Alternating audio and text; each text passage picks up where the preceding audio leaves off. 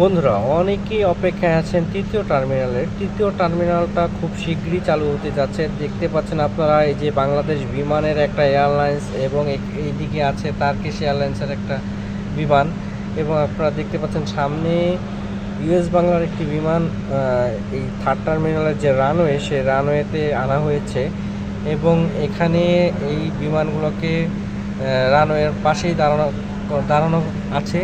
এবং এই যে আমাদের থার্ড টার্মিনালটার কাজ প্রায় শেষ পর্যায়ে এসে পড়েছে। থার্ড টার্মিনালের কাজ একদমই শেষ পর্যায়ে, রানওয়ে হয়ে গেছে এবং বোর্ডিং ব্রিজগুলো কমপ্লিট হয়ে গেছে।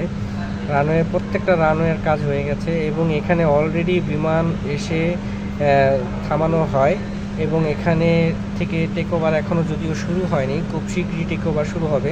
বিশাল একটা এরিয়া নিয়ে আপনারা দেখতে পাচ্ছেন এই রানওয়েটা করা হয়েছে। এবং আপনারা দেখেন এই যে বোর্ডিং ব্রিজগুলো, বেশ অনেকগুলো বোর্ডিং ব্রিজ এখানে অ্যাড করা হয়েছে। আমাদের যে পুরাতন যে নতুন টার্মিনাল, যে থার্ড টার্মিনাল, এখানে কিন্তু পুরাতন যে থার্ড টার্মিনাল তার থেকে অনেক বেশি পরিমাণে বোর্ডিং ব্রিজ লাগানো হয়েছে, যেন যাত্রীদের কোনো সমস্যা না হয় এবং যাত্রীরা খুব সহজেই এখান থেকে বেরিয়ে যেতে পারে এবং তারা তাদের নির্দিষ্ট ফ্লাইটে গমন করতে পারে।